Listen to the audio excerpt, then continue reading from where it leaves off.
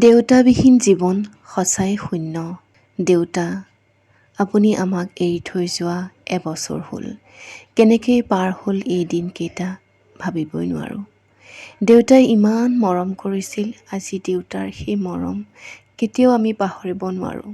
দেউতা যেতিয়া জীয়াই আছিল, আমি দেউতাৰ চকুলৈ চাই কথাই ক'ব পৰা নাছিলোঁ। দেউতাৰ শাসনৰ মাজতে ইমান যে মৰম আছিল। আমি 5জনী বাই ভনীক দেউতাই খুব মৰমেৰে ডাঙৰ দীঘল কৰিছিল। দেউতাৰ সেই মৰম কেতিয়াও পাহৰিব নোৱাৰোঁ। দেউতাক জীয়াই থাকোঁতে ক'ব নোৱাৰিছিলোঁ যে দেউতা, আপোনাক খুব ভাল পাওঁ। আজি দেউতা আমাৰ মাজৰ পৰা নাইকিয়া হোৱাৰ এবছৰ হ'ল। আজি কৈছোঁ, দেউতা, সঁচাই আপোনাক খুব ভাল পাওঁ। আপুনি য'তেই আছে সুখত থাকক আৰু তাৰ পৰাই আমাক আশীৰ্বাদ কৰিব। দেউতাৰ আদ্যশ্ৰাদ্ধৰ কিছু মুহূৰ্ত আপোনালোকৰ মাজত শ্বেয়াৰ কৰিছোঁ।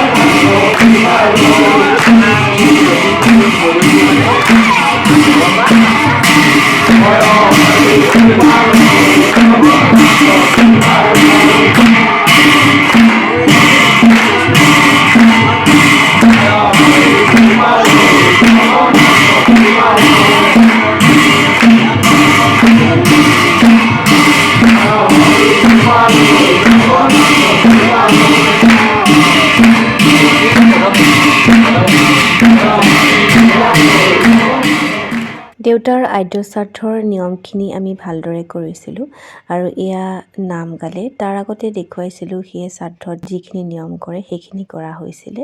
তাৰপিছত এয়া নাম গোৱা হ'ল, তাৰপিছত এয়া প্ৰসাদ দিছে। পিছদিনাখন ভোজৰ আয়োজন কৰা হৈছে, কাৰণ এইটো আমাৰ নিয়মেই। আগদিনাখন শ্ৰাদ্ধ, পিছদিনাখন ভোজ দিয়া হয় আৰু এয়া ভোজৰ আমাৰ আয়োজন কৰিছে।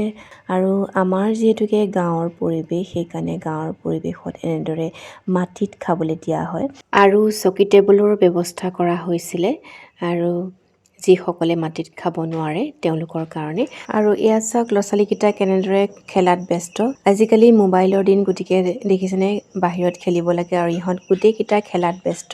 তো আজিৰ ভিডিঅ'টি ইমানতে সামৰিছোঁ। আশা কৰিছোঁ আপোনালোকে চাই নিশ্চয় ভাল পালে। সকলো কুশলে থাকক। নমস্কাৰ।